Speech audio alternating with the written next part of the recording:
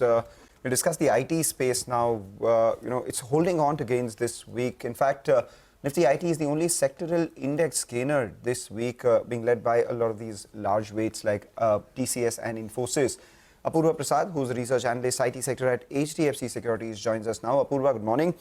IT sector's been holding up after a long spate of underperformance. US as well is all about chips and artificial intelligence. In light of all of this, what are your views on the Indian IT stocks and what looks good?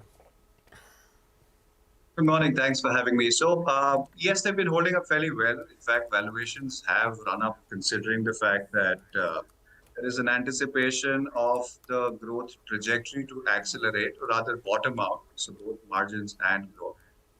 And then the fact that US macros have held up stronger than anticipated. So I think that's also causing this. But I think as value migration happens from the big seven to the remainder of S&P 500 on generative AI, I think the role of Indian IT companies increases dramatically. So I think that's what is creating opportunities.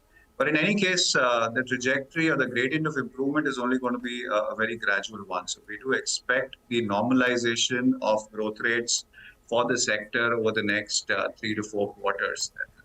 Having said that, there's also scope for margins to recover. So that's essentially what we're looking at.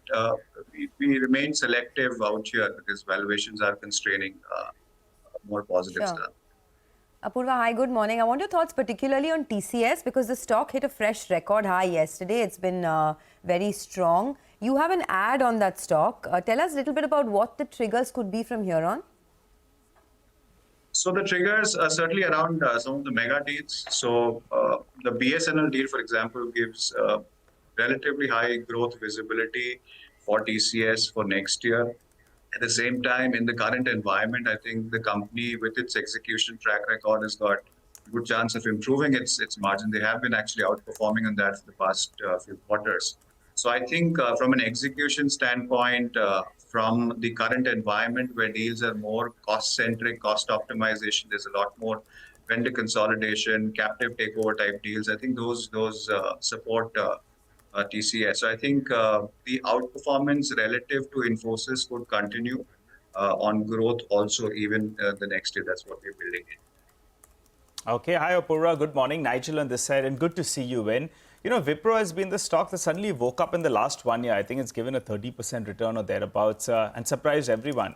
You're not too bullish on prospects post this run? Tell us why.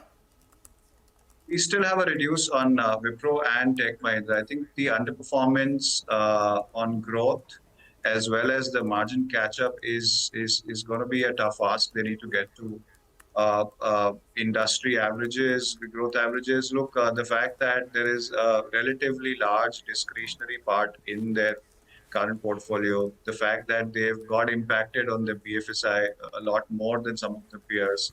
These are factors which could delay the recovery of the company. So on a relative basis, it's expected to underperform. And the ask becomes significantly higher at the current valuations. Why we maintain our reduce on it. Anything particular that you like in the mid-cap end of things? Yes. So Persistent Systems, we've been liking that for quite some time now. I think that continues to deliver well. I think the good filter to have for mid-caps is companies which are on the top end in terms of magnitude of growth. Two, where there is a relatively high near-term growth visibility and some possibility of upside risk to estimate. So I think Persistent Systems sort of fits there. I think they could be potential big beneficiaries of generative AI getting bigger. At the same time, there is also a margin upside case to that. So Persistent Systems and BirlaSoft would be two companies within the mid-tier space that we continue to like. Interesting. Okay. All right. Apurva, I also wanted to ask you your view on these ER&D companies. You know, they ran up big time. Valuation's no longer cheap. But what's the view out there? KPIT, Tata Elxsi, is there a preference between them? Yes. So, I mean, you could also actually bucket Persistent Systems in that category. So I think that would be probably the most attractive still in that expanded segment. Cyient on a valuation standpoint would still be more attractive. But Tata Elxsi and LTTS valuation constraints are the factors why we're not constructive. Okay, that's interesting. So on Tata Elxsi, can you just expand that thought? Valuations are not attractive, you said, because the high that Tata Elxsi hit was 9,000 way back in December, and since then it's come off quite a bit. It's now at 7,500. So for an investor who perhaps has a long-term view in mind, is this a good time to be buying a name like Tata Elxsi? Yes, actually, I mean, if I sort of zoom out, I think we've seen the full circle, because it used to be a topic at one point of time, and then we've been sellers since ever since it reached 7,000 or so. No, so I think the challenge is going to be that 40% of their business is around media and broadcasting, which is industry-wide. There are some challenges there. There are some client-specific challenges also in those sub-segments, and a piece of the business which tends to be volatile historically.